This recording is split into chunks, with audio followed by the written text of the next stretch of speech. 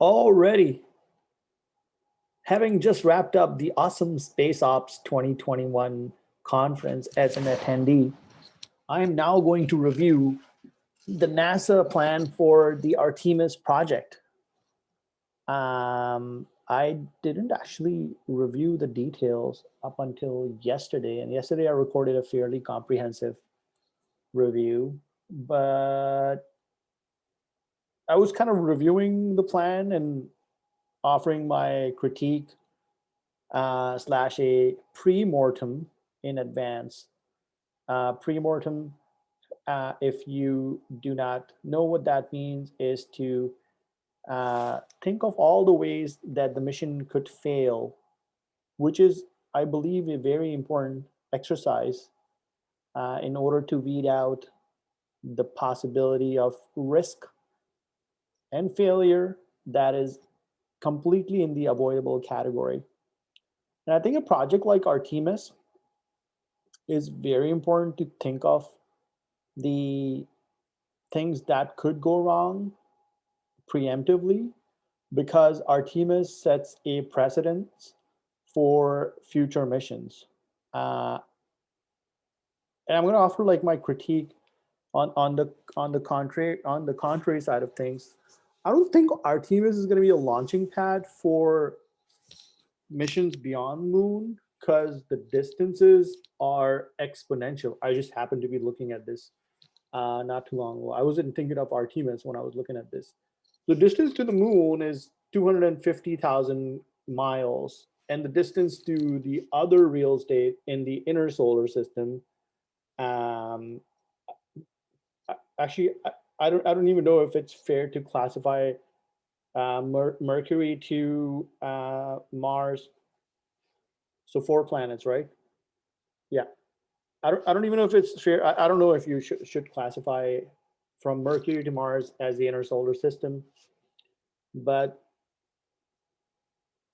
it's anyways. Even just to get to Mars is a lot of distance, and to get to Jupiter, we I don't know of any technology that's currently depends on the technology readiness scale. So I'm not going to talk about that. I'm not going to talk about. But to come back to the subject, I don't think Artemis is going to serve as a launching pad for missions to Mars, because that's something that has been explored a while back, like going back 10, 15 years. And I mean, the distances are too enormous. You might as well just send something directly from Earth versus sending like anything from the versus the moon. I mean, here's the number, right? I haven't developed this section like I was documenting the detailed video from yesterday. These are $2,009, so the cost has fallen quite a lot. And historically, I've made 2 blog posts which are super simple, succinct, and one of them actually documents another spreadsheet that I started working on to be able to see how the price has fallen since the 80s. So on a 40-year time span, cost has gone from literally, I believe it was $80,000 to like sub $2,000 US per pound or per kilogram. So yeah, so that section is not developed, but distance. The distances are immense. This may actually not be as crazy. This is like a different segment. But let's just say Breakthrough Starshot is a very interesting project. And those vessels are small based on what, I think those are fairly tiny vessels. Yeah, let's just put it out. Alrighty. Okay, so back to Artemis. I'm going to do a quick overview, and then I'm going to do a pre-mortem, and that's going to be it. So I don't know if I'm going to release the detailed video, but if somebody happens to be interested, it's going to be sitting on some local storage here. Happy to share. So in a nutshell, the Artemis project is slated to go live, I believe, I'm mixing it up because I was looking at Venera D. I think the plan is to land humans within the next 3 years. Because yeah, there we go. So yeah, 2024. Yeah, Venera D has been extended. That's the Russian mission to Venus. That's not landing humans on Venus. At least I don't think so. It'd be cool though if we can actually sequester a lot of carbon on. That's a different. And let's not talk about Venera D right now. 2024 is when NASA and a whole host of other uh, institutions are looking to land humans on the moon.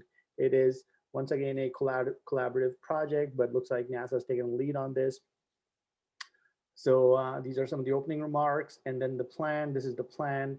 Going back to the first page, I think the main image that they have put together, like I think summarizes the Artemis project, uh, like a portion of the. This is a big portion of the Artemis project. I think the main landing site is near a crater. I forget what crater it is. There's a rover. There's like a vehicle that the astronauts going to be traveling on. There are other components to the project, which I will talk about. But there's a fair bit of detail just in this image alone. I'll share some of that. And these stars are very interesting. I wonder. Uh, they don't. It doesn't look like this is something you'd inflate. So it looks like some kind of a mesh, some kind of very strong wiring base material or something like that. Because anyway, so yeah, a lot of good details, and you can even see some other stuff in the reflection of the visor of this astronaut. So yeah, so primarily quickly review the plan itself, because like I said, I've already done that in the past. So it starts kind of like here, sets out the actual agenda with the timelines, and then extending lunar missions, preparing for Mars. I've already spoken about that. I read most of this. There was this one line here. Um,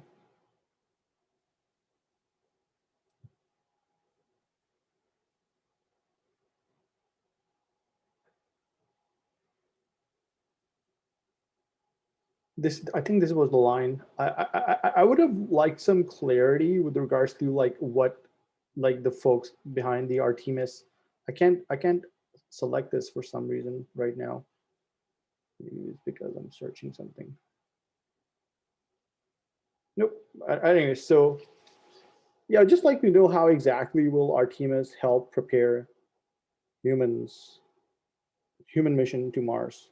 Or just like some clarity around that would be nice. Oh, actually, I knew this. The answer to the previous question is the Shackleton crater, named after the famous explorer who, unfortunately, there was it the I believe it was the mission to Antarctica, which unfortunately was plagued with a whole source of problems, and the whole crew had to eat penguins and whatnot for a very long time.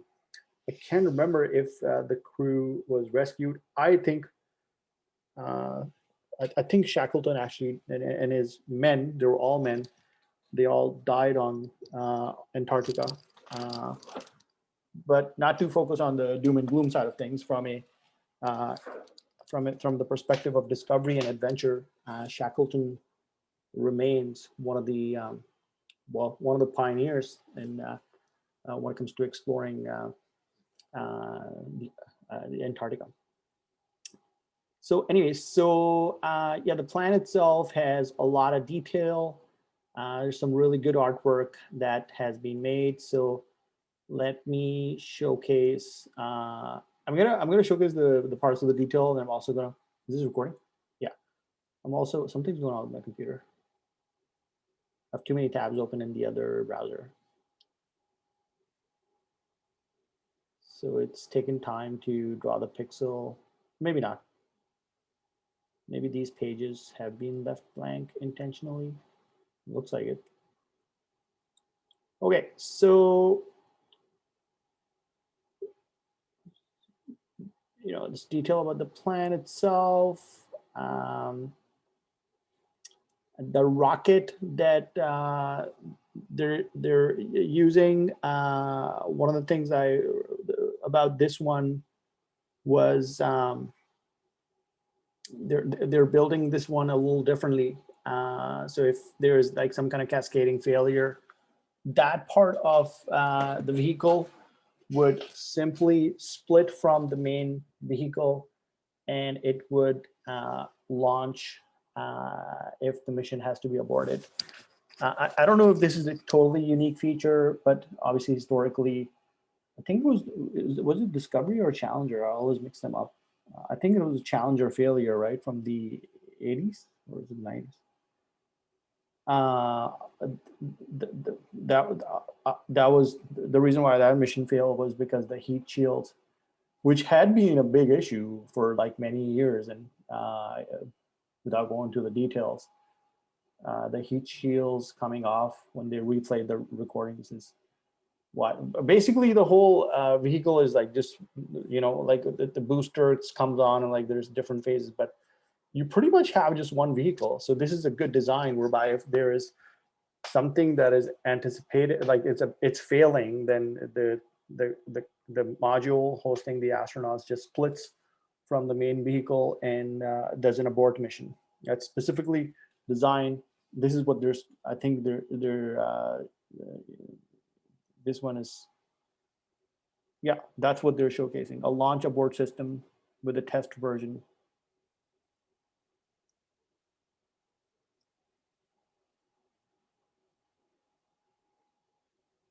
Okay. It looks.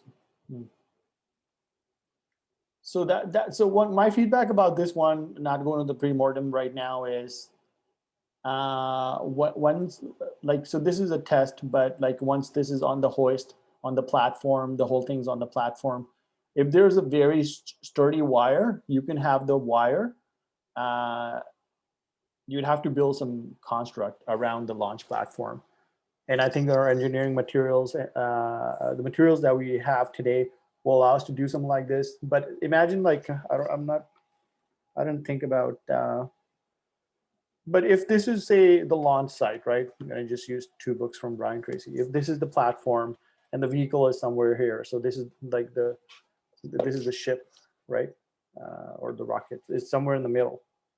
So what you could have then is, now if this is imagine there are two towers on the side. I could draw an image, and there's a very sturdy cable going through the two loops. Actually, these wires actually gave me the idea. And then, the tip of, like, somewhere along here is like a hook. So instead of, you could fire it off, but you could also just slide the thing down somewhere. So in the event of a failure, it detaches from the main vehicle, and like a zip line just starts rolling down on that wire. So I don't know which one is going to be faster. We're talking about human lives. If stuff underneath the vehicle around it is disintegrating, bursting in flames, you need the most quickest option to be able to evacuate the astronauts. And another thing I was thinking is the dock. The SpaceX has this dock, so they dock. The reusable rocket can land back on the dock. Now it's a dock. This is not a platforming. Now it represents a dock. Okay, so you could launch the whole. You could just create like because you have air. You have air. What do you call them? In the Navy, you have a ship whereby you just land the airplanes. I don't know if it's called. No, it's not an airship. Anyways, so you could design a large ship specifically for the purpose of launch. And the ocean underneath such a ship would be not deep enough that the vehicle keeps dropping and dropping and dropping, but it would be deep enough whereby if the vehicle even went up, say, 100 meters, a couple of kilometers, and if it fell down, that it wouldn't fall with so much force that it would, say, imagine if it landed like vertically. So, there's going to be, well, simple physics entails is going to go straight in the water. You don't want it to go inside and then crash and everybody gets crushed. So it's just the right amount of depth for the water, basically. So you can have stuff crash but if it crashes anyways, then you can have parachutes embedded within somewhere in the structure. Like as soon as it makes contact with water, it inflates those up. Basically, you can just make the whole platform around some kind of a structure that is floating on top of water. The idea is pretty simple. And as humans, we know how to make these machines. Anyways, we've known this for quite a while. So that was one of the ideas that I was thinking of. This is a very good document, by the way. I think whoever wrote this document did a fantastic job. I personally, like I said, just would like a little bit more clarity with regards to how Artemis is actually going to help with successive missions around the inner solar system. Now, can I anticipate, having run surface level Google searches? I know there's a Japanese company that's going to be setting up. They're thinking of setting up shop on the lunar surface. There's obviously Moon Express, but that's more in the domain of transportation. So it's not inconceivable thing that the lunar outpost could be enabled on a 10, 15-year time span. But the question remains, how will doing all of these activities actually help with successive missions throughout the inner solar system, from Mercury to Mars? Anyways, I think I've said that a couple of times, so I won't keep repeating that.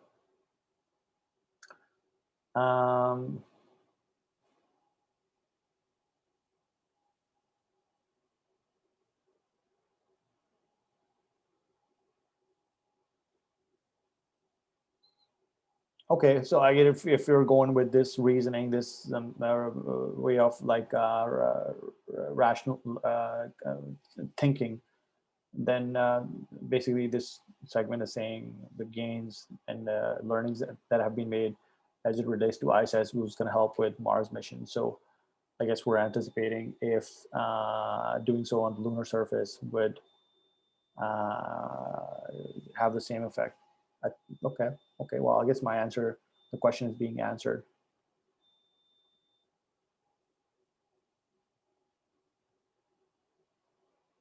DTN, they were talking about this on Space Ops today. There was a segment on this. It's HEO again. What's HEO?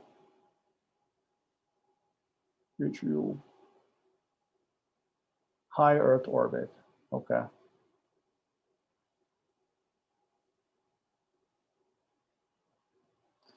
CubeSat. Human landing system. And I'll talk about the main segments in I just need a picture. So these are the units that the astronauts are going to be staying in. Okay, so here's my main feedback, okay? Let me see if I can bring up I'll stop sharing for 1 second.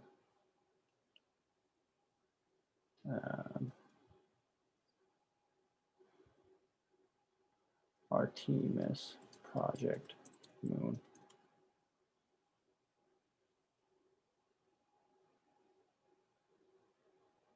Okay, let's share again.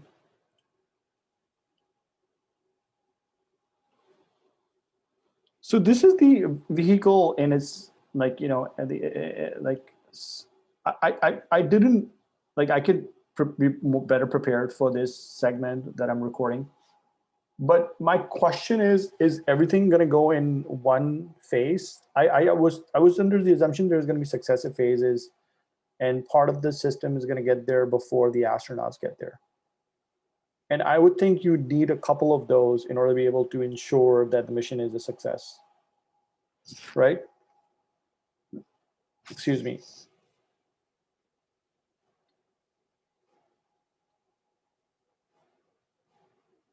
Oh, here's, okay. That question is answered, I think, by this image. So if this is, if we can actually consider this to be a legit source, I mean, officially. So first human spacecrafts to the moon, okay. Support mission, first high power solar elect.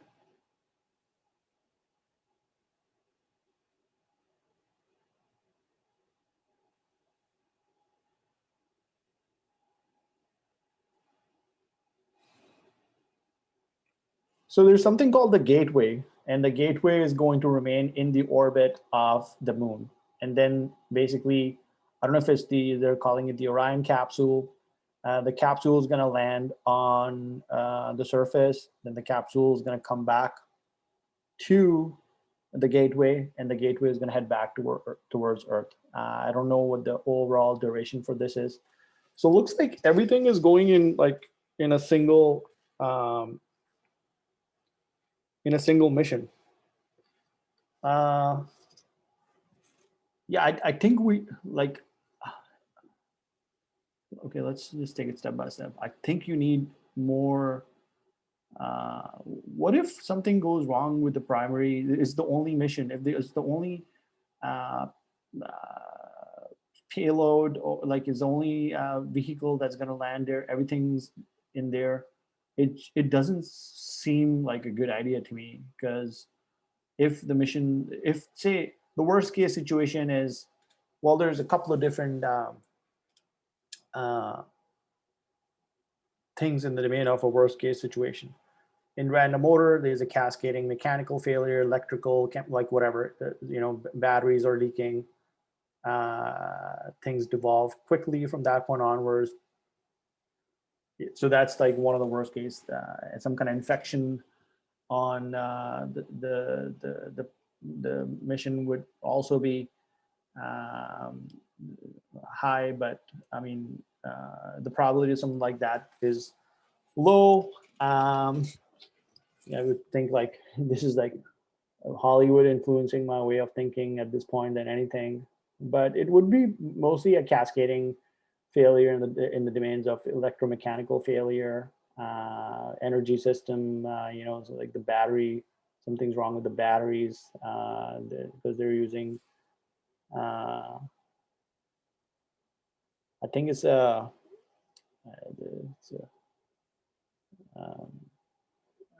I think solar is the primary means by which the habitat is going to be powered. I could be wrong.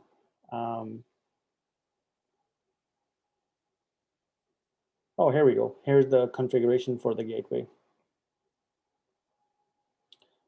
Can I save the image?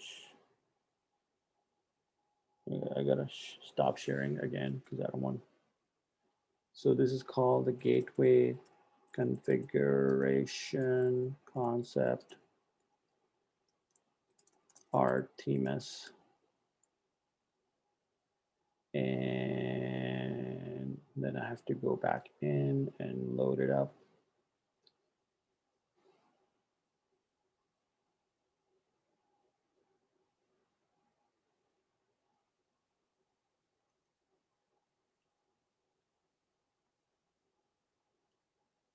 Sorry about the wait. Okay. And then, oh, come on.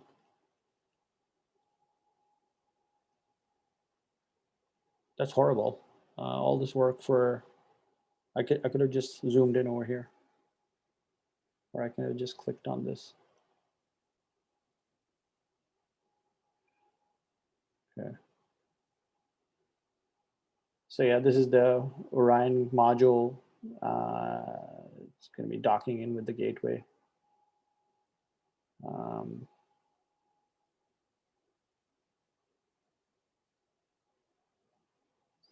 Okay, here we go.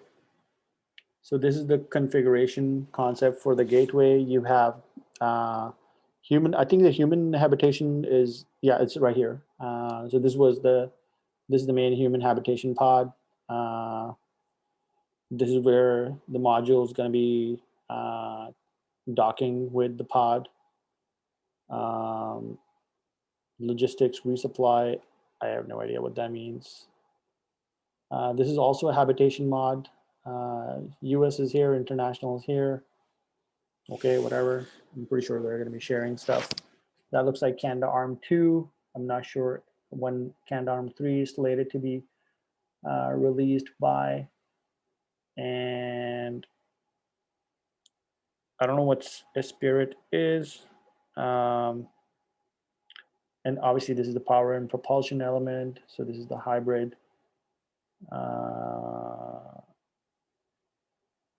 actually don't know what the actually is the means of propulsion. I read something along the lines of hybrid, but I don't actually know what is it like. Is it ion? I don't know, or is it a mix?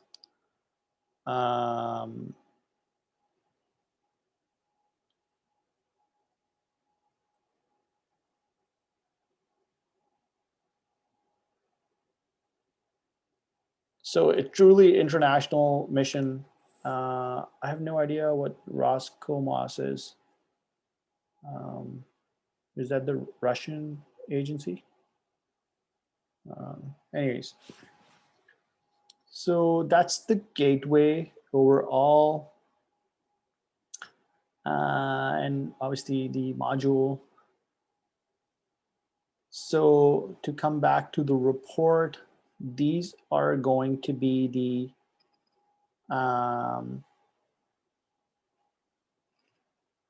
this is where the astronauts are going to live. So the question is, how is this piece delivered to the moon?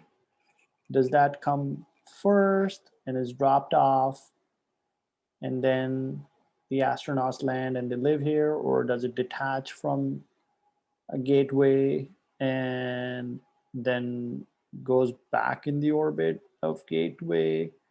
That seems then and like, and is this the only module that's going to land on the moon, then come back and attach to the gateway, and then the gateway is going to come back to Earth? That seems like putting like it's like this there's a whole bunch of areas that one could de-risk. That seems like a single point of failure, because if the module is the only piece that detaches from the gateway, it lands on the surface. I don't know what happens while the astronauts are in there. I hope they don't use it on an ongoing basis, because they're going to get dust in there. So by the time they actually reattach it back to the gateway, there's going to be all this dust that the astronauts are going to be inhaling. And I have like specific ideas about that, but or to prevent that. But yeah, it seems like that to me is like blaring as like a SPOF, right? Single point of failure. So if I was gonna, I would put a lot of them like I would drop off a fair bit of infrastructure, which would help sustain the mission in a redundant fashion. I would actually go on to create some kind of a light rail network if some catastrophic failure were to happen. And that whole region, which is about 50 acres, it's in the report. So 50 acres is, I think, about the size of 25 football fields, American football fields. So if that whole area was to be rendered useless, then the astronauts would hop on some light rail or something and go like a couple of miles in another direction, where there would be a backup site, whether it's under the surface, similar structure, or something else. I think there should be a backup site. Now we appreciate the fact that the distances are not as immense compared to what we're looking at when it comes to like Mars. Using existing state technology, mission to Mars probably going to be, actually I don't know, it's not going to be a couple of months. Again, existing state technology means that any rescue mission would take, depends where we are, right, in the solar system, because the orbits are not completely circular. And obviously it depends where you are and where Mars is. But there's a range, just like I was mapping the distance from Earth to Venus. So again, it depends where Earth is and where Venus is. And so yeah, like any rescue mission is not going to be sent. And with the moon, the rescue missions could take days, if not weeks, if that is even possible. The probability of something like that happening is more if you plan for those things and you test those plans out. But there should be a backup site. Now the question is, what could go wrong so catastrophically that the astronauts have to fail back to a backup site? You fail over and fail back, right? Or this, I guess in this case, is going to be fail over to another site, or just move to another site. I don't know. I'm not going to speculate. I just feel like if this is going to be a longer term thing, there should be not just one, but many backup sites, and there should be infrastructure to move to that site or fail over to that site in the event of a catastrophic failure or something happens. I also believe that initially the development of all of this infrastructure is something that should be conducted through robots that either work as autonomously as possible, or human operators are operating these robots remotely through virtual reality. And that's something that NASA has been investing into for decades. And now this technology is quite evolved. And I don't see a reason not to leverage a technology like that, minus the delay in communications. The delay in communications to the moon is not that much. It's a fraction of a second, if I recall correctly. That's in vacuum, so even with whatever's going on in the atmosphere, it's not going to be that bad. So we can pretty much do stuff real time through robotics on the moon. And I really don't think I don't think there's anything standing in the way of what I'm just sharing, other than the initial investment. But that initial investment will, I believe, pay off huge dividends now in the future. Let's also think about the other end of the spectrum. So say there is not enough initial infrastructure, coupled with the fact that something catastrophic does happen. That would be really bad, because that would maybe not. We've had. I guess it's different. Let me think about this. I am coming at a very uneducated perspective.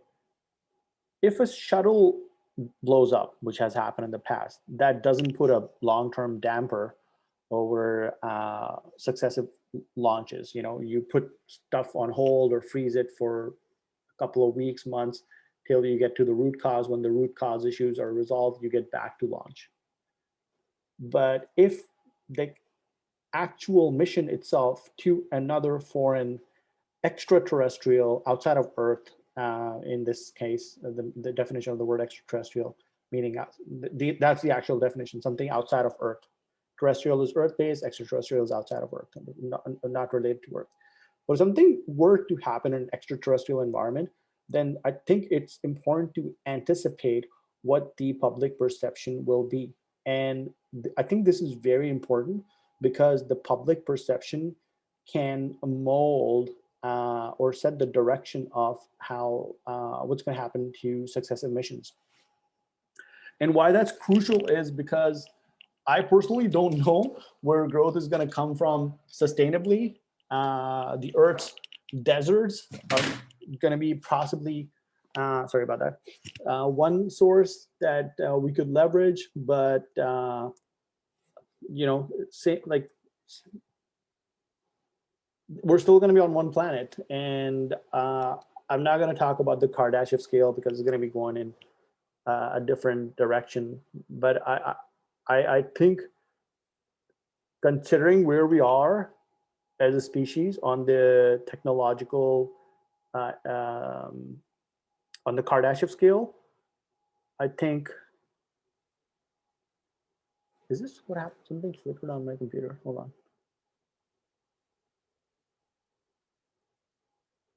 Oh, I wasn't sharing the screen all this time. Okay, let me share my screen. Okay. What's going on? So yeah, so I think the mission failure would actually be a really bad thing, and I think this is why it's so important to make sure that missions like Artemis uh, succeed. Why is this called Artemis 3?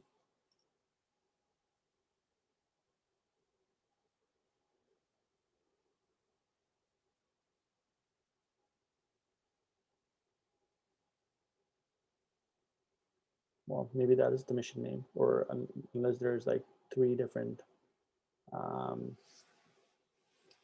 phases to the mission.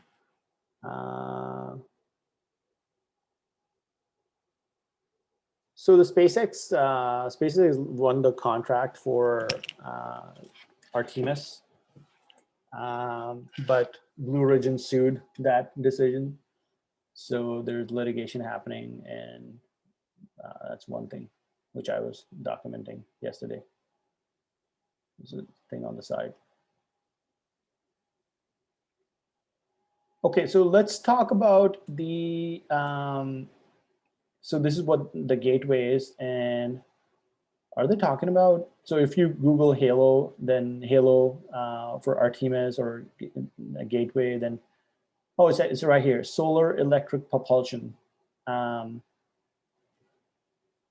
I don't know what that means. So solar converted to ions. This looks like ion to me. Like looks like an ion thruster. So you've got like 2 main ion thrusters. I don't know if they're all the same size. It looks like you've got 2 slightly bigger, and then 2 on each. One on each side, then 2 on the side.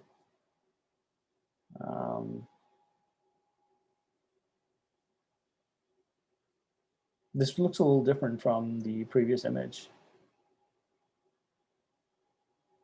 Anyways.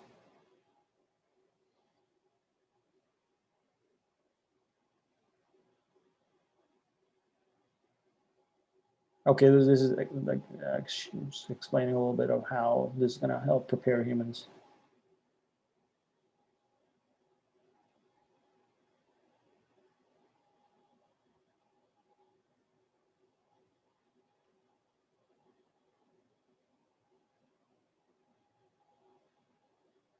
Okay, that's a good image. I like this image because it now helps paint a picture of what Artemis base camp will look like, which is the title. So again, I don't know if this is going to launch on the same date. If this is they're going to be the land or the thing that's going to land. So if this is going to be the thing that's going to land, then how will the astronauts get back on the gateway? Because the thing that's eventually going to come back to Earth is going to be the Orion capsule, right? Which is just looks like designs from the 60s. And I was documenting yesterday, if it works, why change it? But like, yeah, so like how I guess my main question is, how do the astronauts get back to the gateway? My So because this video is primarily a pre-mortem, I've already shared my thoughts about the infrastructure, why I think the infrastructure should be planted and put in place prior to the astronauts landing there. And I shared my reasons as to why that is so important, particularly in the off chance that there's a catastrophic failure. Obviously, we're talking about human lives, coupled with the fact that the loss of life will mold public perception, and the overall mission success or failure will mold public perception, and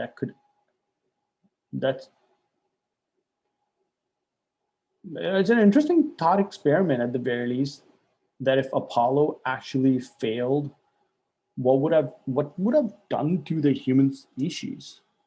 So that's like the bad end of that spectrum.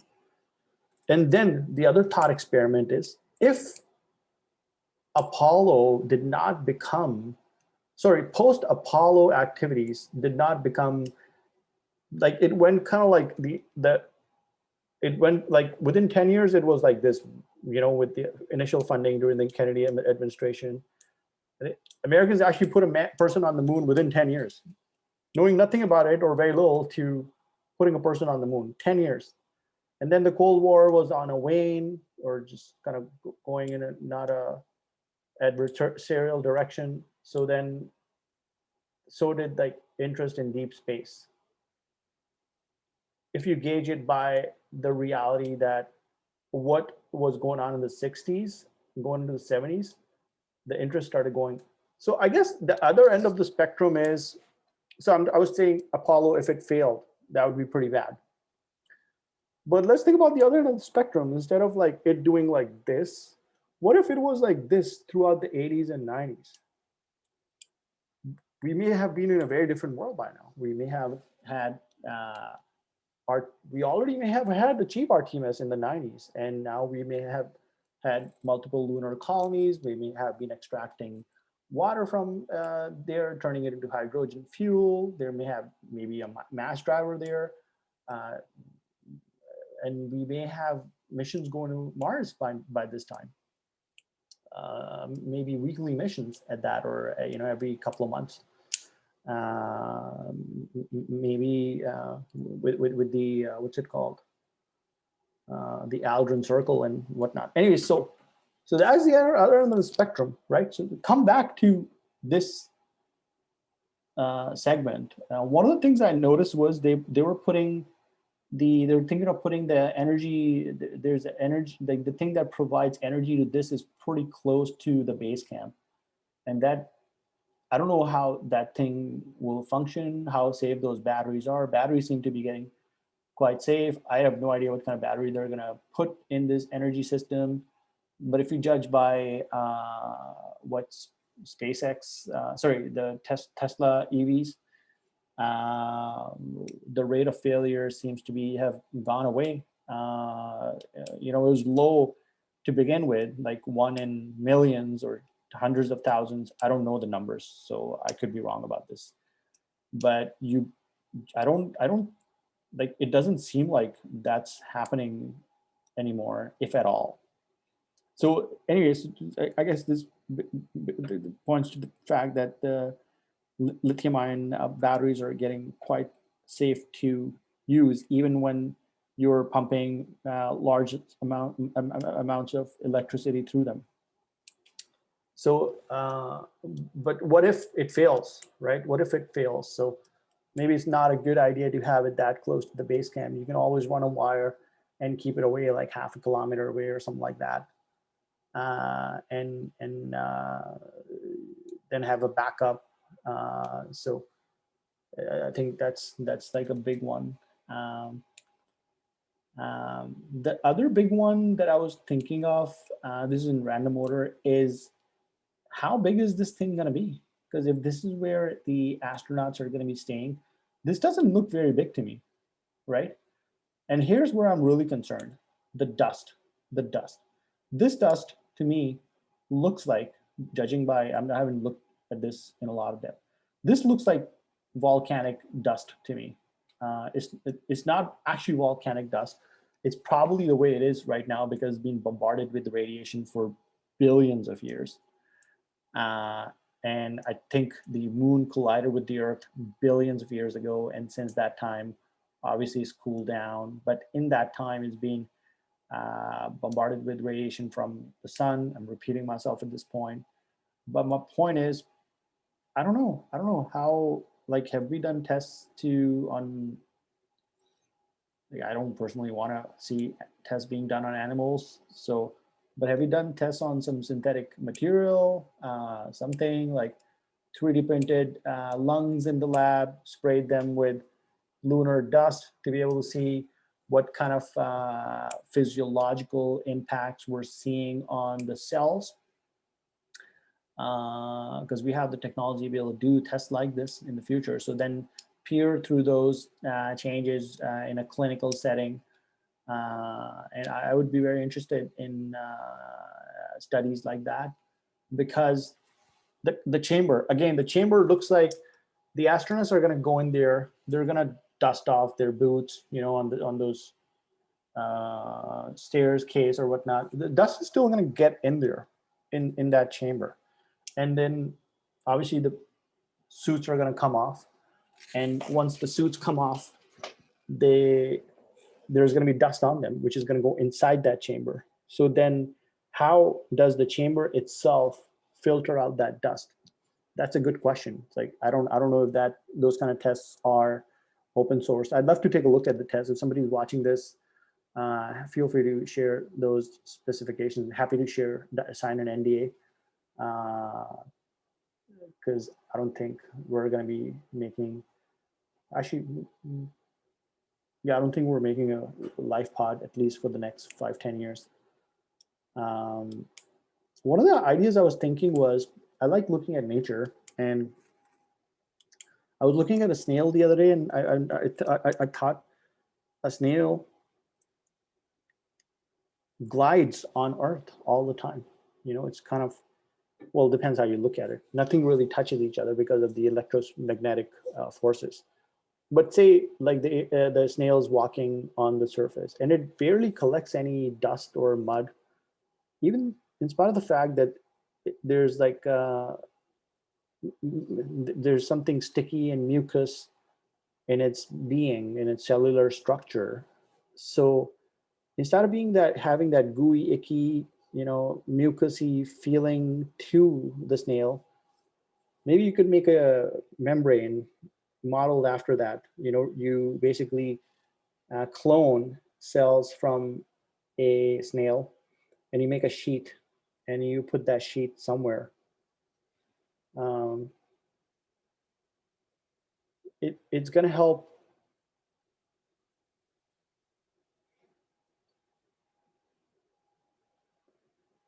I guess it's worth an experiment. What I'm thinking of is something that stuff sticks to, and then it can degrade. The whole thing turns to dust, and then you can just recycle it. You can, throw it out or something like that. And that kind of material, but the question is if stuff's actually going to stick with it without mixing with it, so to speak.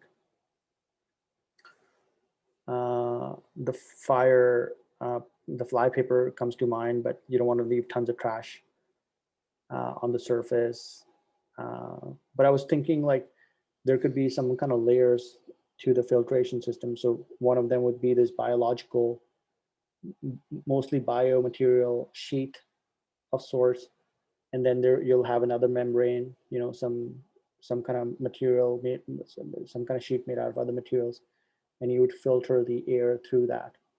But prior to a filtration system like that, I was thinking that astronauts should not be going into the living area on foot like this. So, when they show it in the movies, there's a pandemic kind of situation. And I'm not talking about germs and viruses just yet, but in the, like if you, when they set up the remote kind of facilities, and then in those remote, and even for like you know, in the shows and the movies, even for uh, critical healthcare kind of areas, uh, they kind of show this in mostly movies that are showcasing some kind of. Anyways, I think there's a term for this, but you go through different phases. So you go through this one chamber, and you're hosed down, and then you go to the next chamber, then you're sprayed with something. Then you go to a third chamber, you're hosed down again, or something like that, right? And then finally, when then you're dried out, you know, it's kind of like a car wash almost, but for biological. In this case, it's not going to be biological as so much, but the dust. And you'd go through this chamber, is going to do all those functions. And then once you finally come out in module one, you know, unit one of that, what I'm just explaining, 2, 3, by the time you're in the fourth or fifth chamber, you're dried out. And, you know, there's cameras that are, you know, they tell you to lift your arms up, lift your arms down, show your fingers, you mean, lift your shoes up. And there are cameras everywhere, and the cameras can measure the particles, the dust particles range. And if you are in a higher range, there's like a patch stuck somewhere, then they would say go back to module one and do the whole process again, something along those lines. So you can develop technology, and it's a little bit of work up front, but going back to the use case where I mentioned that we should be 3D printing lungs and pouring lunar dust on it to see what kind of clinical effects are happening. These kind of investments will help ensure that the astronauts do not develop, the first pioneering astronauts do not develop a physiological condition, in this case, 10, 15, 20, 25 years down the road. So yeah, I would build it like that. I would have a chamber here, like, you know, somewhere. And I wouldn't even put like a direct path here. You couldn't get inside this facility without going through the chamber, and you couldn't just come out and walk out of that chamber, because, you know, the dust can kind of blow in or something. So I would totally seal this off, and then you come out through a sealed chamber. You already put on your suit and whatnot, but you come out through a sealed chamber, and that sealed chamber, well, would have to design it, but, you know, that's pushing out dust on a constant basis, and obviously the dust is constantly being collected here and being pushed out into a basin or something without yeah, anyways, I'm not gonna, that was like a big thing I was thinking in random order, like the energy system first, then recycle the dust chambers. I think that is and I thought is this thing radiation proof? Like how much radiation is going to be falling in this part of the moon? I have no idea. And to which degree? I know in the Apollo project, NASA had to kind of wiggle around. I think it's called the Van Allen belts. So I don't know how they, you know, how they kind of go like this, right? So if this is Earth here, then Van Allen belts. It depends, you know, what, like, so the sun is coming, you know, the Earth's ways, and so I think because of the Earth's magnetic field, the radiation sticks around in this region. So NASA, for the Apollo missions, had to navigate around that, the Van Allen belts. But my question is, how much radiation is falling on the part of the moon where the astronauts are going to be staying, which is, again, the Shackleton crater. So that was one of my proposed ideas. So, well, throughout this video, we're kind of doing the review of the designs / a pre-mortem at the same time. Again, this is for the purpose of ensuring that the mission is a success, and I've already shared my reasons as to why.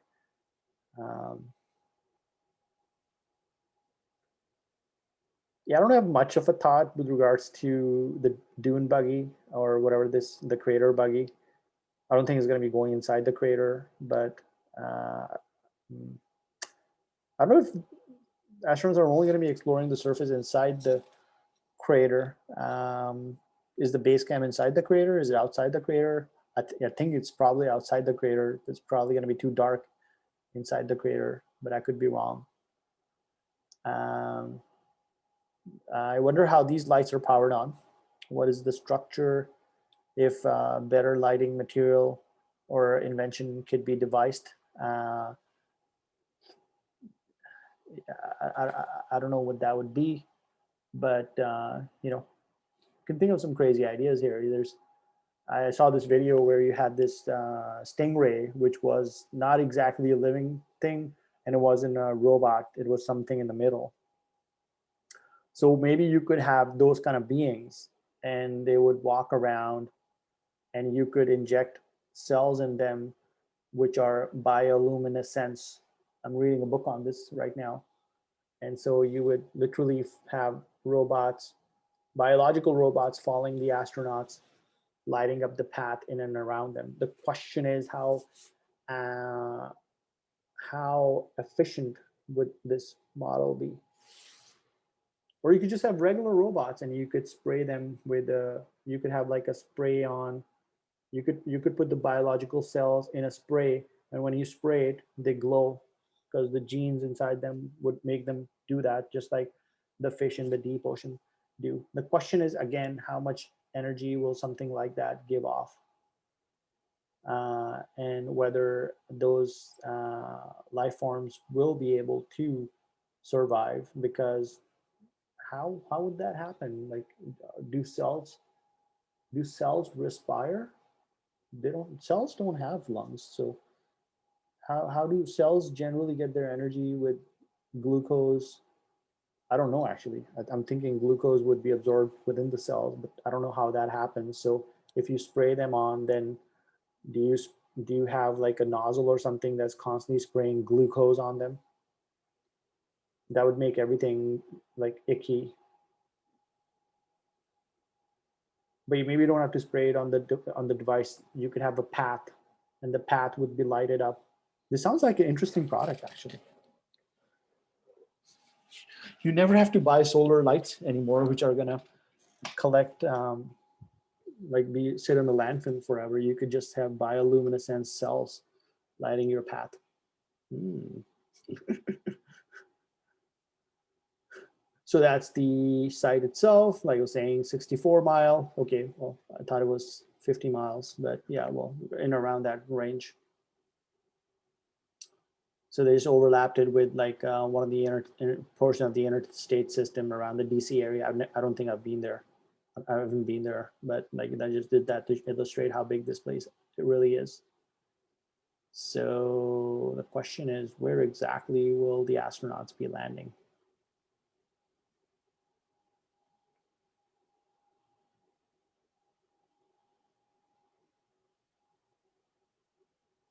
That's a good image. Orion's approaching. Again, is the gateway going to be launched separately? The gateway is going to be in orbit around the moon. I don't know if the gateway is going to be repurposed for other things in the future.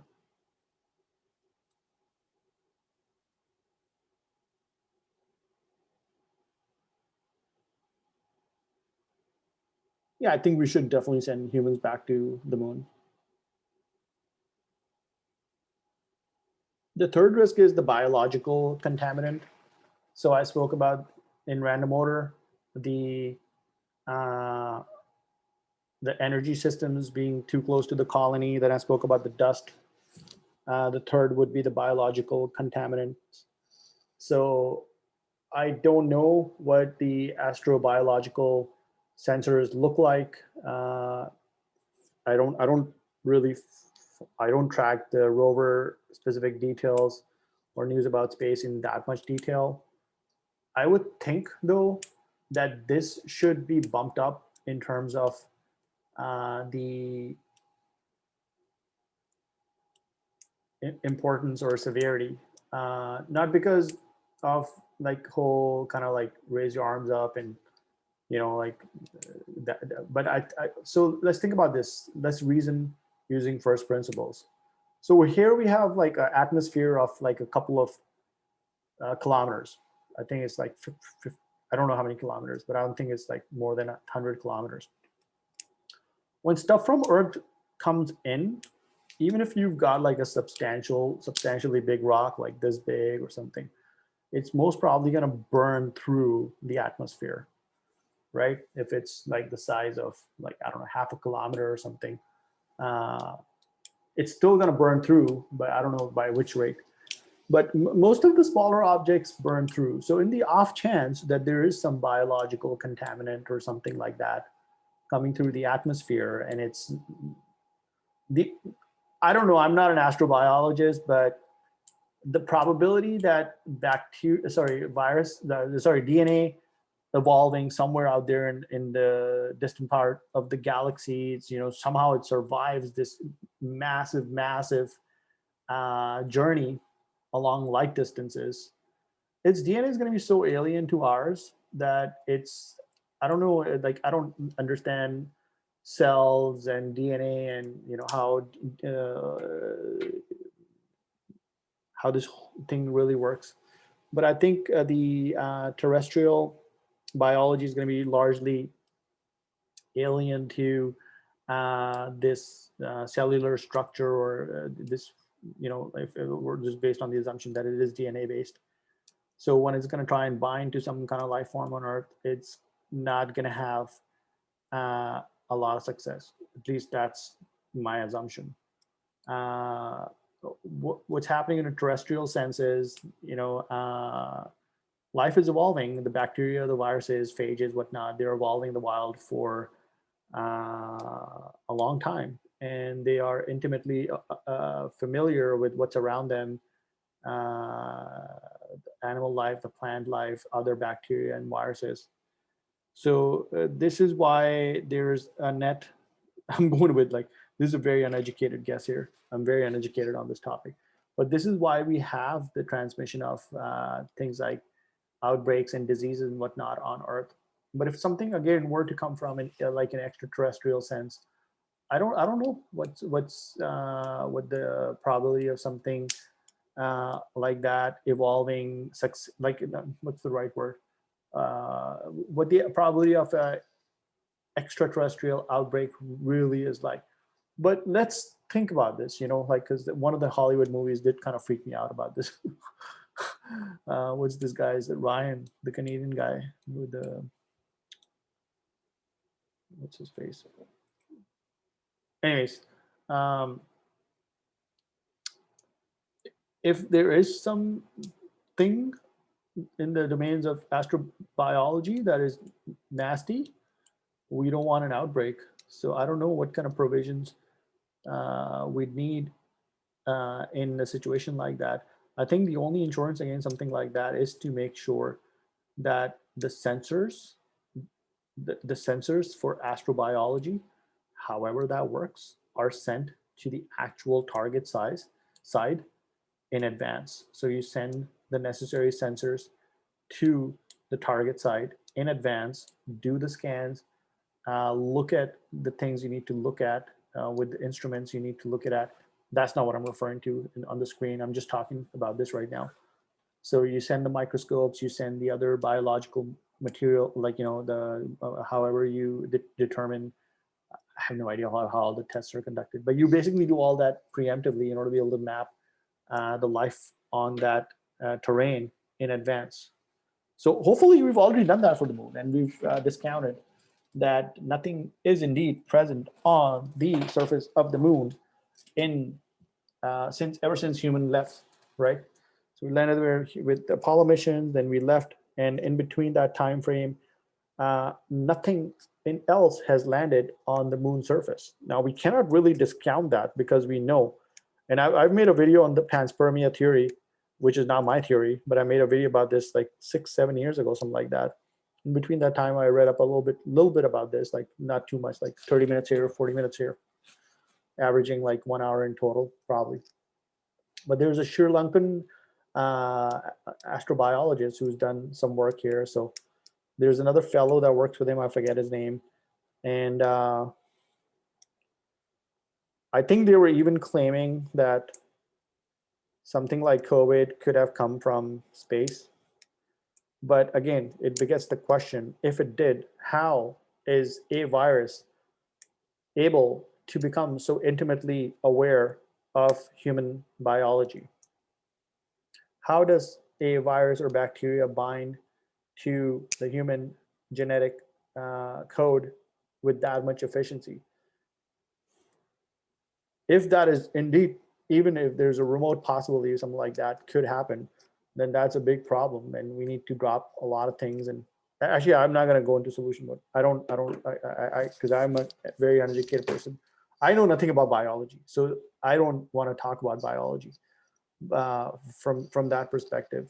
But I do think that there should be sensors, particularly on areas which have a very, very to no atmosphere, because nothing's burning in that atmosphere. So in the off chance something in the vastness of the galaxy does survive, again, these enormous distances, if it can survive those enormous distances, then I don't know if we want it to be in our bodies. And I'll just leave it at that. So energy systems in random order, and this is order I spoke about it, the dust, and now astrobiology. So these are three areas in at least my pre-mortem that I would like to see a big focus on. Then the other, obviously, things like communication systems and making sure the comm systems work, making sure the mechanical systems work, which is part of the overall mission readiness anyways. So all that is going to kick in. Then there's this is not a comprehensive list, but then the the well-being of the astronauts, making sure they're getting the right kind of nutrients. And none of these is like, I'm not starting with one of, like, that's why I keep saying it's in random order. But I think those three that I mentioned may have been overlooked, whereas the other things that I'm speaking about right now are going to be considered anyways. Things like, in random order again, the nutritional needs of the astronauts, the shielding from the radiation, both in the modular unit itself, through the journey, and then in the spacesuits, within the spacesuits. What else? Handling stress. So constantly evaluating the mental health of the astronauts. I've seen some work happen here, but I haven't looked into this in a lot of detail. There were some NASA, there were some some of the sub areas that have been advertised through the NASA Space Apps Challenge that were focused on this as well. So I wonder how much of that is going to go into the development of programs that ensure that the level of stress for astronauts is well managed. And if someone were to, because this is a spectrum, like if somebody were to experience some not so good mental health, then what kind of interventions would have to be invoked in a situation like that? And if those interventions don't work, then what should be the next step? I think you should think about that at the very least.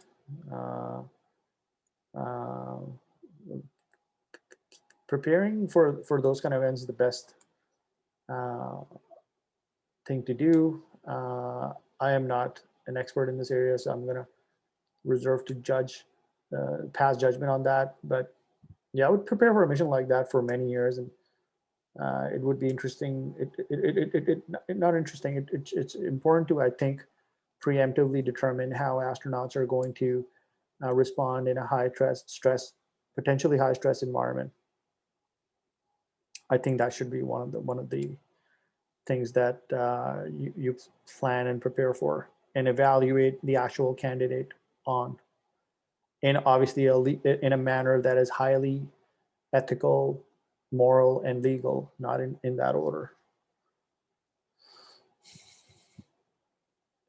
So I think, yeah, this is like the gist of my pre-mortem for Artemis. Overall, super fascinating project. And yeah, it's going to be quite phenomenal because our technology has evolved quite a fair bit. That's a really good image as well. Our technology has evolved quite a bit since the 60s. So once the astronauts do come back, we're now going to be in a position to get much more detailed, at least for us, data back from the surface. I'm surprised that we haven't sent robots to the lunar surface and mapped the terrain, because I think those are the kind of projects we should do. We should send rovers and robots and collect the data in a richer feed, 4K, and then put on virtual reality headsets and go explore the moon, go explore the deep oceans of the world. And for the moon, for sure, the deep oceans, not sure, because already some companies are planning tourist attractions to those locations, and that's like the one last refuge on Earth where life is kind of untouched, and there is life there. It's all bioluminescence. So anyways, I've got split thoughts about the deep oceans. This is a really good image.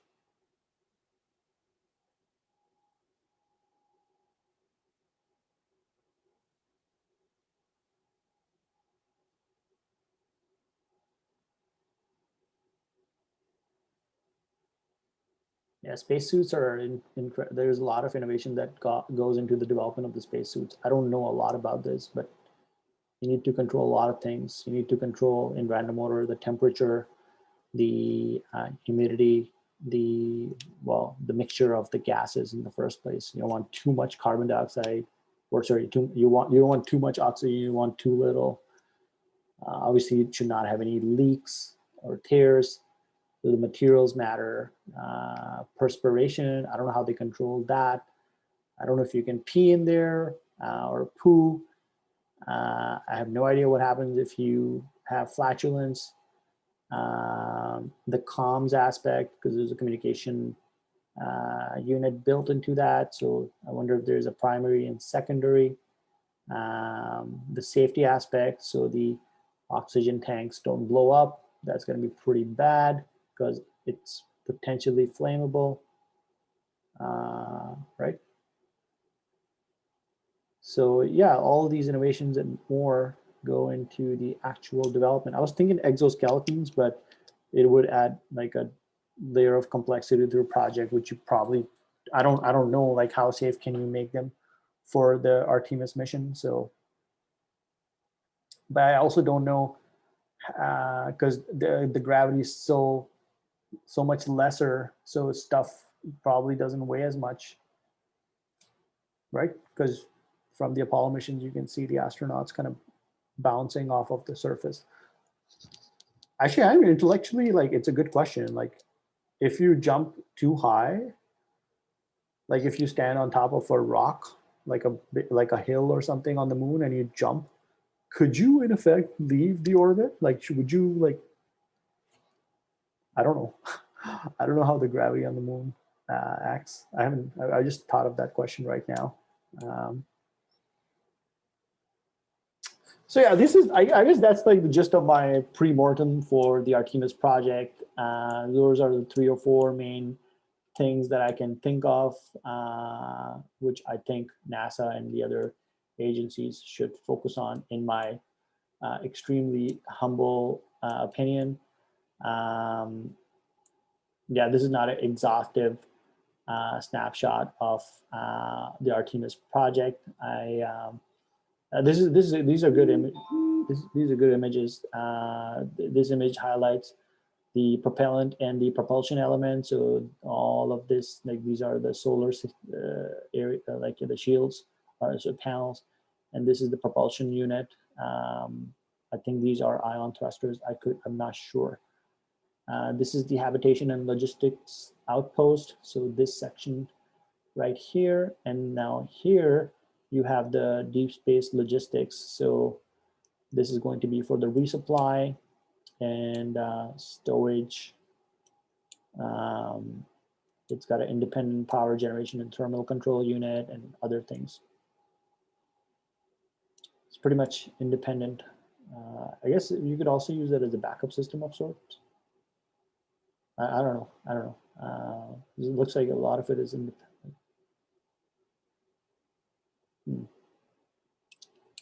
Exploration extravehicular activity system.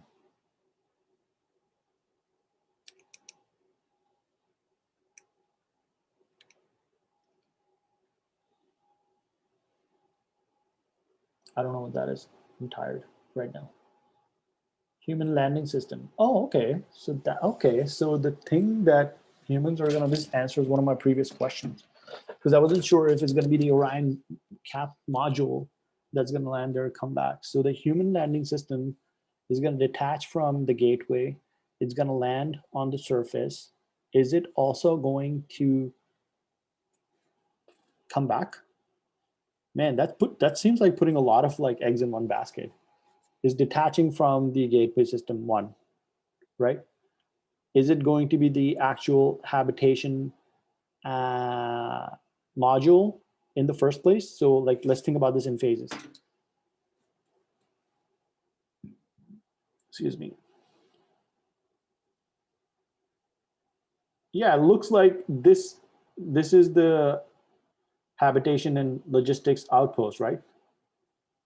So this looks like it's going to detach from the system and become a human landing system. Okay, so first of all, astronauts are living on this while en route. Or I don't know, like, so they transfer from Orion capsule to the landing system.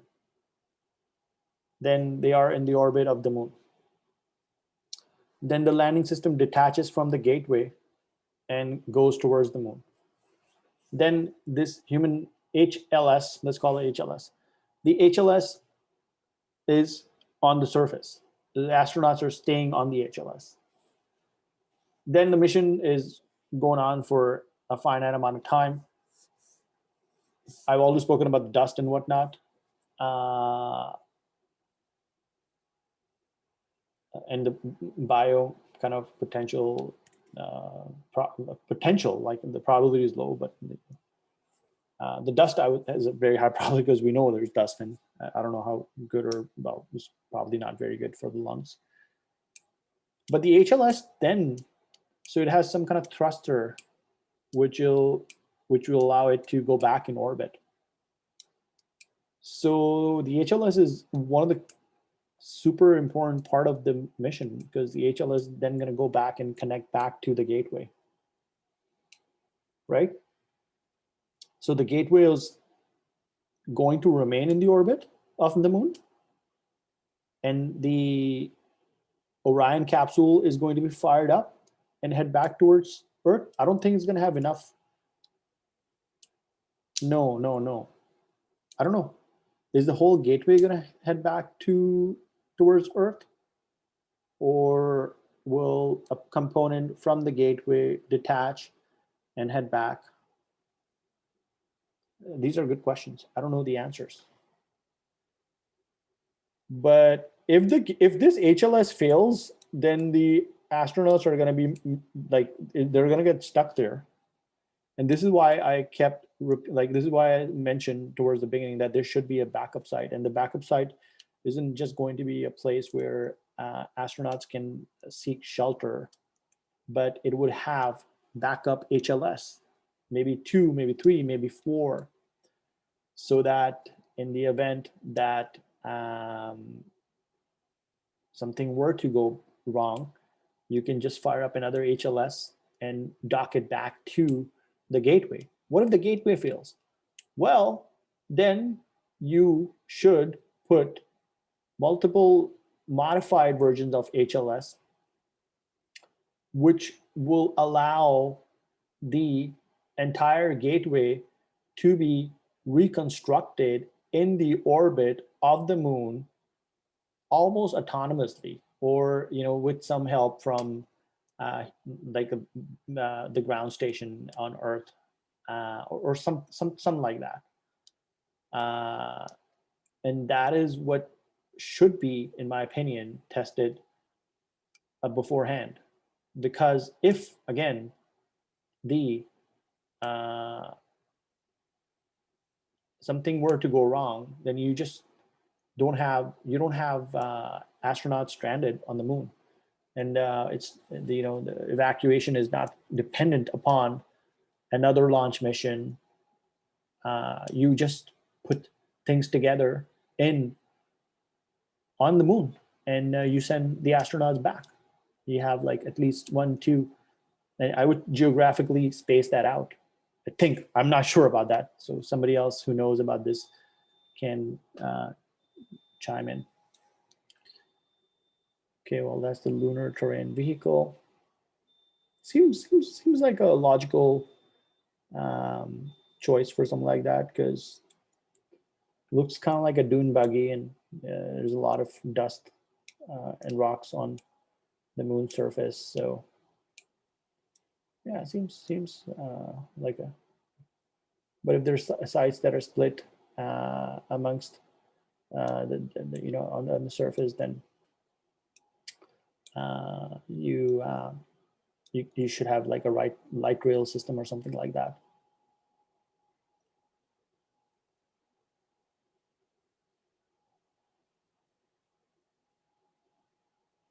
Well, this was an assumption that I was making, that the HLS is indeed the habitation and logistics outpost.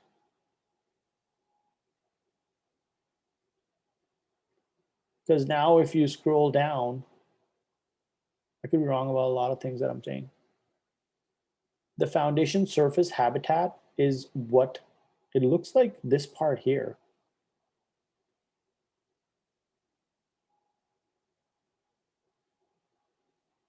This part. Where is it? This part. See that? This looks like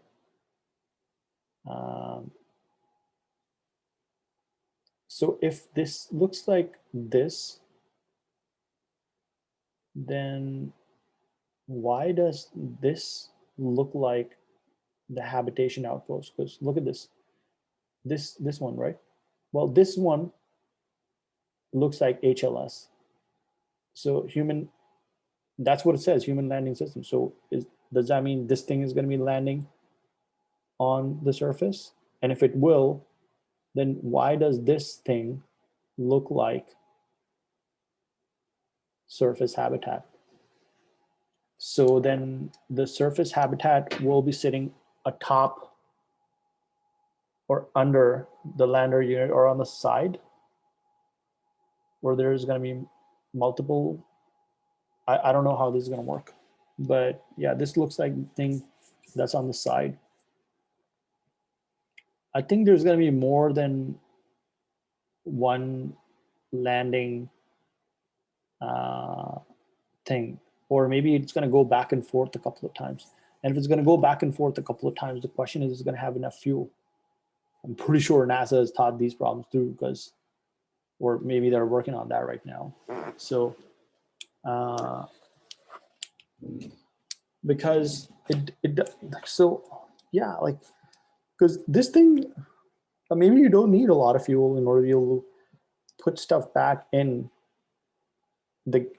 take stuff back to the gateway, but you still need a fair bit of fuel in order to be able to land something there, right? Because you need to slow that thing down, and something's going to be kicking in. So I don't think that's just going to be air. So I don't know what it's going to be.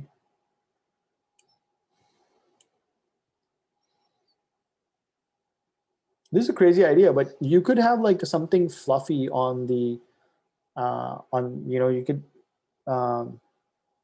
you could near the Shackleton crater, you could put something fluffy, or you could put a series of large inflatable structures. More recently, there was this fellow who jumped from the airplane and he landed on an inflatable structure. He had no parachute on, so that was the world's first. So then you can do the ratios for the human jumping from that altitude, hitting the, that was too loud, hitting the inflatable structure. You know, those the people who organized that did the math. So this would help reduce fuel cost, because once something is landing on the surface, the thrusters are going to kick in to slow the thing down, conceding, like realizing the fact that the gravity on the moon is substantially lesser compared to Earth. But Earth, we have other things. We have atmosphere, and so when the module capsule is coming back, you just it burns because of the atmosphere when it's past the thing surface, and you know at certain level the parachutes come in, and mostly the thing drops in the middle of the ocean. So we have a pretty good idea of where it's going to drop. So there's ships around. Okay, so but moon, we don't have a breathable atmosphere. I don't know if there's any atmosphere at all. How would there be an atmosphere? Because there is no life. That's a good question. Do you have to have life in order to be able to have atmosphere around a planetary body? We don't know, because we don't know if there's, well, there's a thin atmosphere around Mars, but so far we have not found any life. The question is, where is that carbon dioxide coming from? Even though, yeah. So they say there's a geological process here. Anyway, so that's off topic. But so yeah, what you could do again is you could have, you would again, so you would send a preliminary missions and have inflatable structures there. There's going to be, these are going to be large inflatable structures. The question is, how much gas or air do you have to ship to the moon in order to be able to do something like this? So there's also a ROI, right? I guess. So is it more cost efficient to have the thing fire thrusters, or is it more cost efficient to have large air bags that you can send to the moon, and you just pretty much drop stuff on it, and you know, you can maybe design the airbags in such a way so they don't have to burst. In this way, you just keep reusing the same thing a couple of times, which, no, that sounds a little bit, maybe you can send a small modular factory, it recycles the materials and just pumps out a new version of this thing, the new airbag, so structurally sound and whatnot. And then you just send these capsules for the air. Maybe you can. No, you couldn't do H. You couldn't put hydrogen in there because there was water on the moon. But I don't know if hydrogen is flammable, so it's probably not a good idea to put the hydrogen in the airbags. Plus, I don't know if it's lighter than air. So, well, there's no other. Anyways, I'm going too much into the thought process here. But yeah, I would just put giant airbags and launch stuff on the airbags on the moon. I think it's worth an experiment at the very least. Surface power, opening up like a flower or like a tree. This is one of my ideas actually. From the helicopter-based rover is also my idea, just for as an FYI. Singularity Hub, going back 2015, 2015, 2016-ish.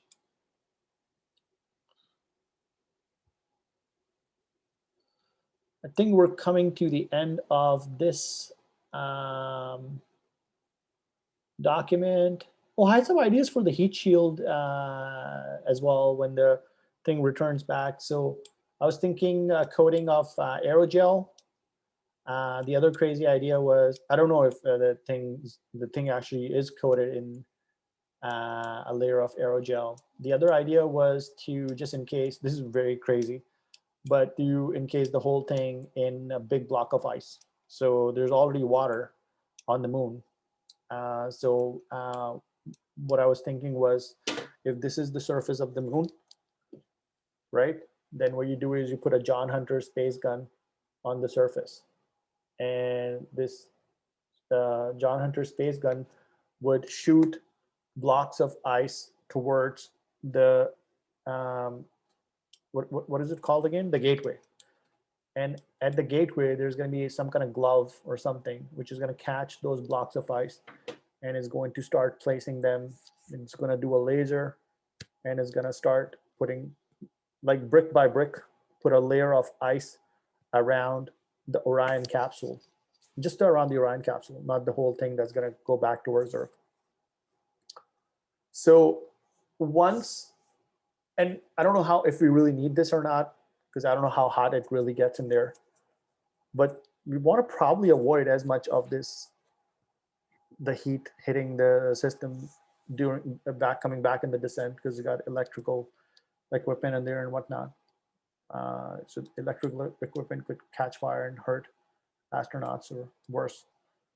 But basically, yeah, so that you would shoot the water back towards the, I keep forgetting the name, the gateway. I keep thinking galaxy, I don't know why. The gateway. And make like kind of like an igloo around the Orion. And there's a mathematic, like a simple back of the envelope thing that you start with. Because I don't know, like, I can probably Google this. But the Orion's coming in, it enters the, it has to enter, it doesn't enter like directly like this. It has to enter, it has to enter like at a particular angle. Because if it enters, like if it doesn't enter through the angle, then a lot more heat is going to be generated. So even with that, there's heat generated. But if there's a block of ice around it, I don't know how thick it would have to be. But the thing is, then you need a heating system in there, because it's going to start getting really cold, right? But maybe you don't have to encase that whole ice shield around it all the way from the moon to back. You just move Orion inside that cavity when it's in orbit. And the minutes it takes for it to go from orbit into the atmosphere, then you can do that simulation, or you'll see that's the temperature right now. Orion in the igloo, and then igloo in the atmosphere, 5 or 6 minutes pass, igloo's gone, just turn to water vapor, and Orion's good, parachutes on, that's it, right? So that would solve the heat shield problem. It's a crazy idea, but it may work. It may work, or somebody else can build on top of that idea. But basically there is water on the moon, and you should build an igloo and cover your capsule with ice if heat is a problem upon re-entry. Simple logic. Orion parachute testing, same thing. You put the giant airbag on the moon. Again, humans are landing on giant airbags right now, successfully at that. So you just make it bigger, right? Or you do a modular airbags, or you put airbags on top of airbags and you put them in a giant bowl of sorts or something like that, with no like trailing edges. I don't know, but obviously you will simulate this. You won't just you'll simulate it and you'll test it many times. But seems like a logical thing to do, to have stuff land in airbags. Now, one of the things that can be done to the Orion capsule is to put thrusters on this. And instead of the thruster technology was, I don't know, going back to the 60s.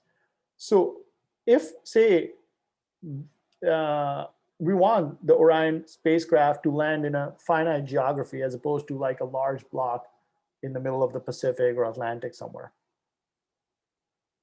So we could time that. We could say, okay, well, this is now leaving moon, and here's the moon, and here's Earth, and it's rotating like this, right?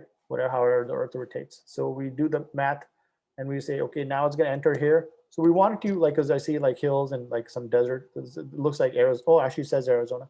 So we're like saying we wanted to land in. No, we want to land it in. So what you could do it if you do land it. This is getting more crazier.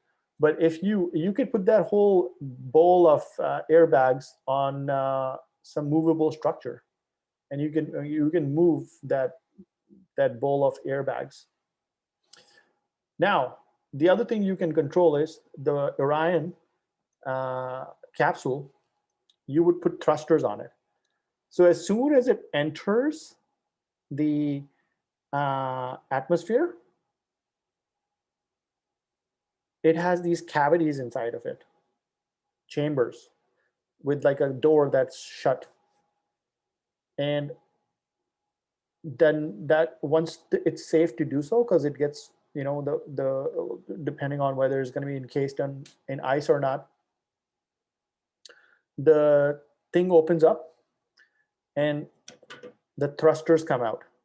Okay, they're going to come out like this. So imagine this is a cavity, so, right, and the thrusters like this. So it's going to open. Say, imagine the cavity opens, the thruster comes out, and there will be one on one side. I don't know how many you will need on how many sides, but maybe you will have 4, maybe you'll have 6, maybe you have more, maybe you have less. But then the thrusters are going to make micro adjustments.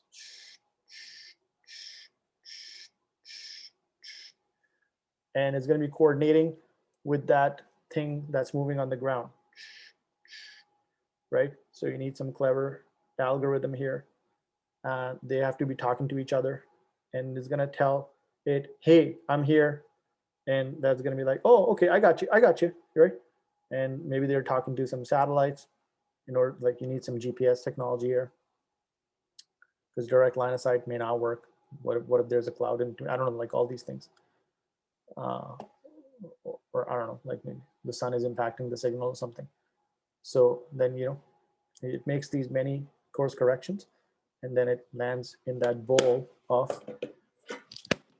air. It lands in that bowl of airbags. These are crazy ideas, but they actually may work, and they may end up saving lives, improving the quality of lives of the people, and maybe help save cost as well, right? So yeah, so instead of, so this is what I was talking about. It would come out from here, somewhere here, the thrusters are going to come out. So we were modeling this, actually. Rusit on my team was modeling this for the,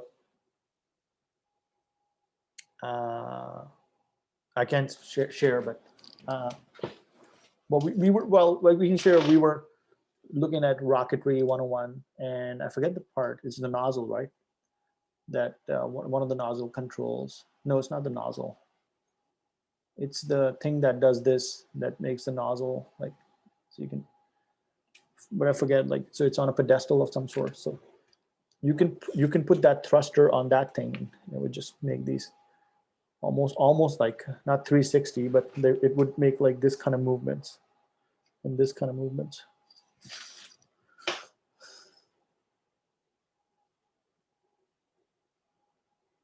Yeah, I don't have to have like, you could put like pressurized gas in there, but then that increases the risk of bursting. So there's like all these things you can map.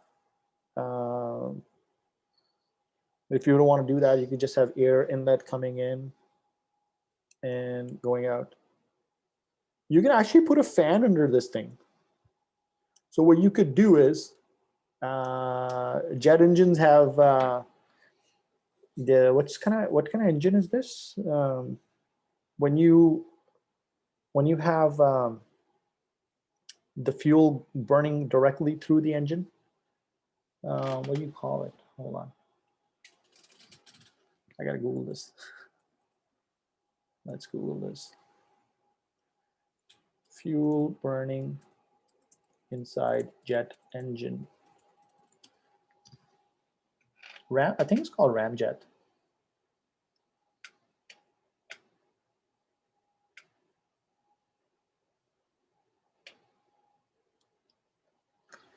What is a ramjet?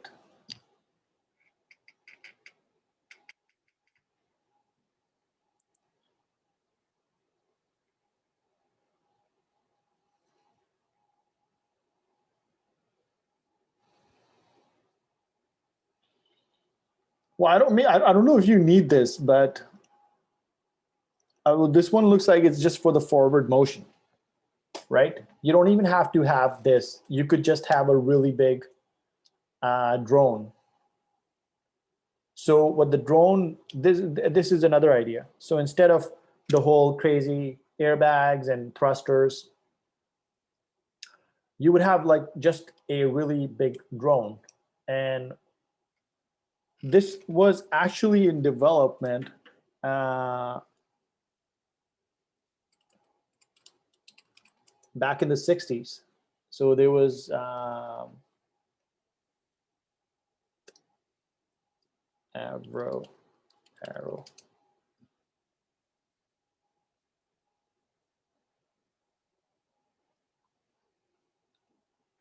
Not Arrow drone, Avro drone.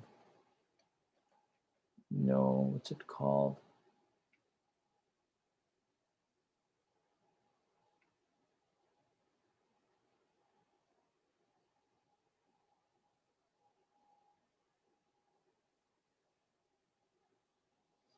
Canadian UFO real.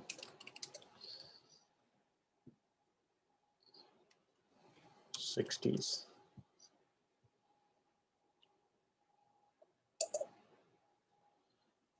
Canadian circular spacecraft.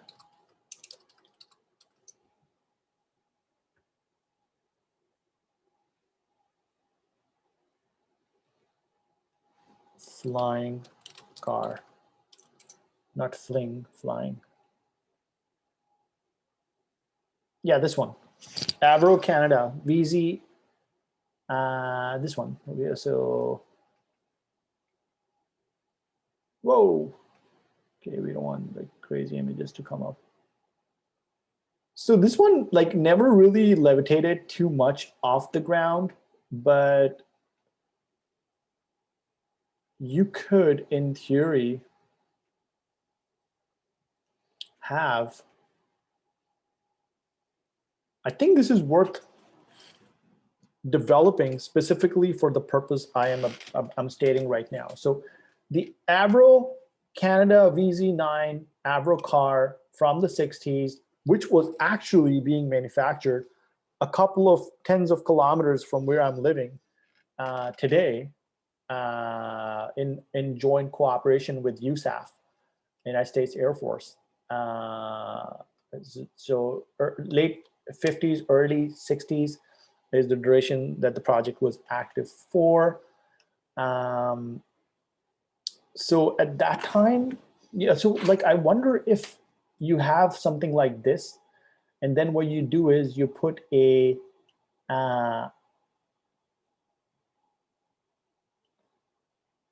then you put a ramjet underneath it, right? But instead of moving forward, you want it to move up and down and laterally, right? So if you had a vehicle like the Avro AV, whatever the model number was, so now you will have imagine this is that vehicle now. So now you will have that vehicle, it would do a vertical takeoff first of all, right? And the purpose of this thing is not to, it is just to go up to a certain altitude support the Orion capsule and slow its descent down even more because already on parachutes. And then it would just like, maybe it will lock onto it, and then it's gonna bring it, and it would just land it somewhere. The other thing you can do is you can do this and the previous idea of the thrusters. This video is getting quite abstract, but I think these are these ideas are worth exploring. And then you can do the micro adjustments in order to land the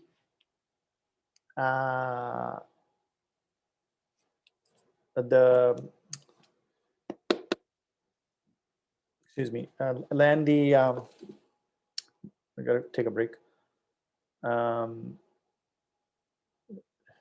Or the Orion capsule in this case, in a giant body of water.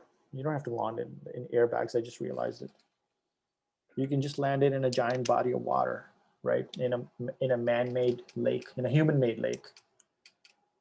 And then you can either do the micro adjustments, then you can have this hypothetical device that I'm talking about as well. It's basically a giant drone, and it just goes on, latches on to that thing, and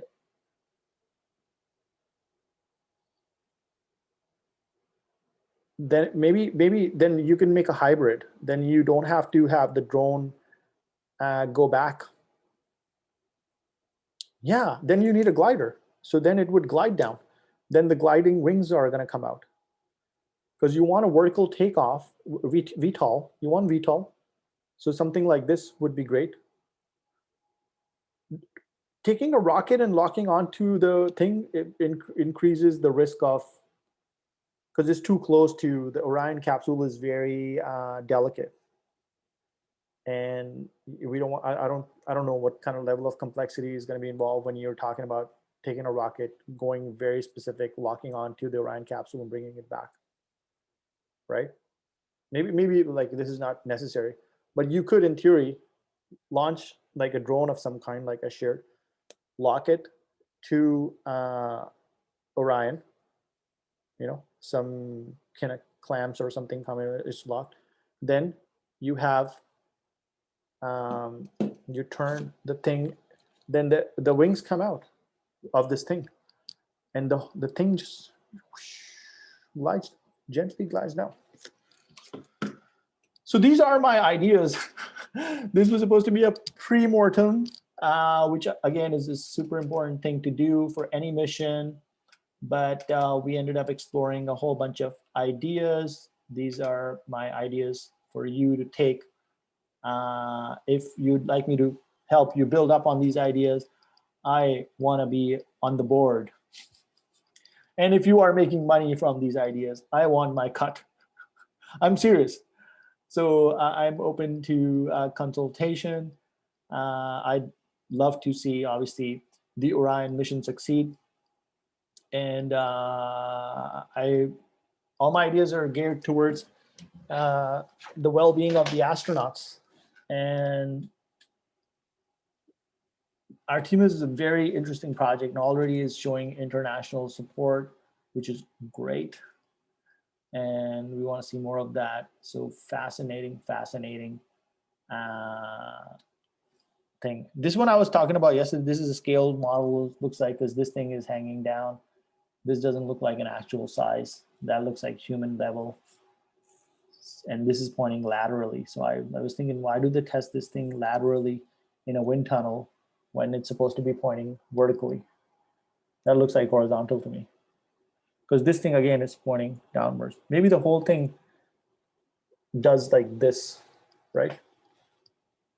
So, well, maybe, I don't know.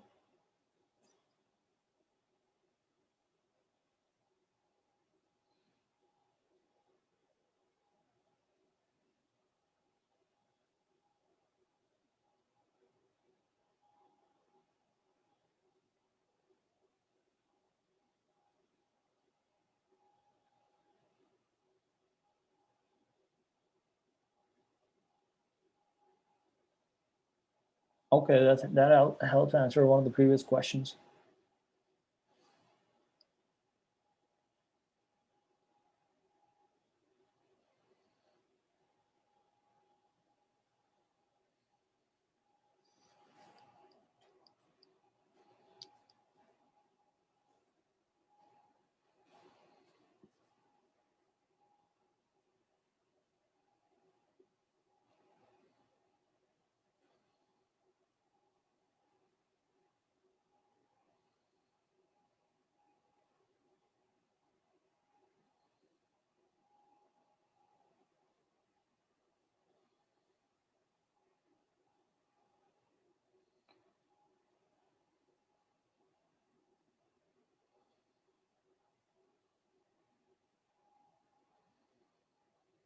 I wish there was a little bit more information about this so we could help maybe come up with some ideas at the very least. So it looks like the propellants are toxic, and if my brain's definitely slowing down at this point, having been in space ops all day. But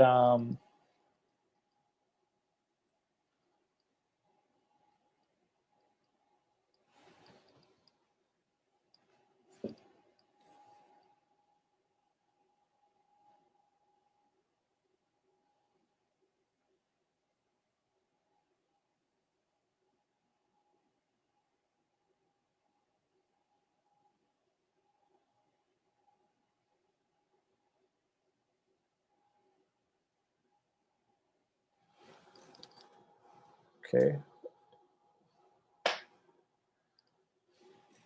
basically they had to, I guess, do some structural analysis on the tank or something before the propellant's going to go in Orion and it's going to be docked atop the rocket. I'm trying to paraphrase this. Somebody help me understand this. Why are humans going there? Like, I know somebody who is making robots to monitor large drums for oil and gas companies, and I can totally put actually I'm gonna hold on. Let me before I forget.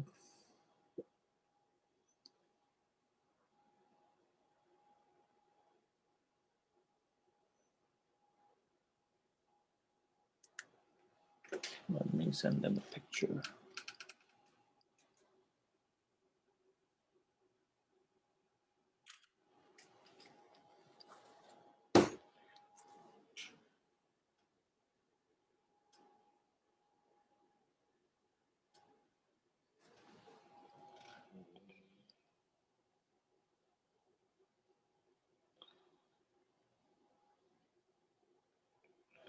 Opportunity for your team.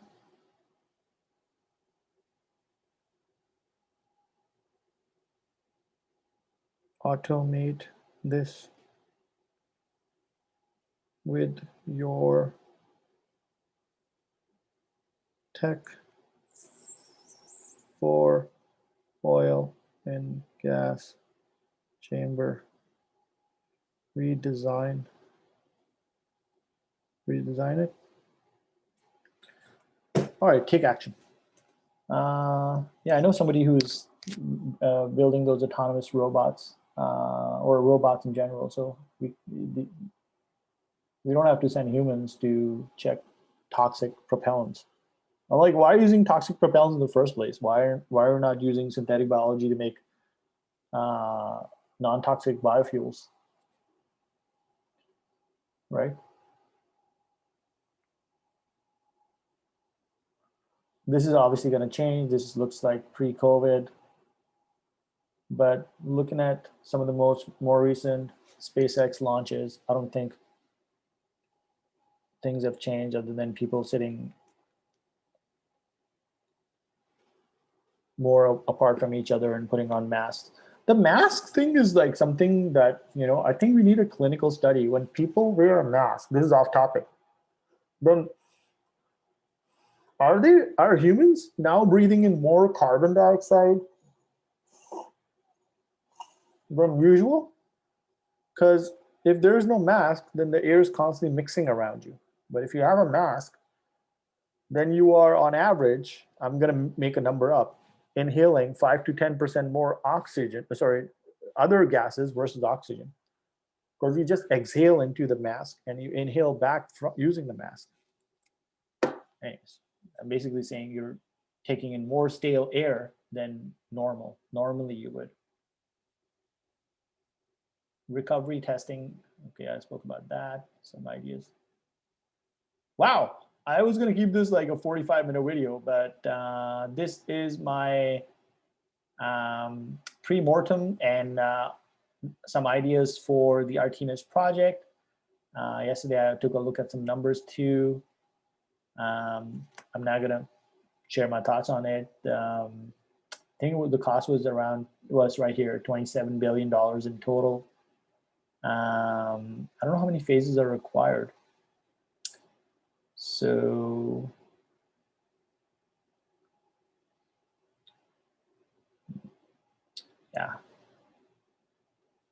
yeah, that's it. This is my pre-mortem for Artemis. Have a great day. Bye now. How do you end this? Stop recording first.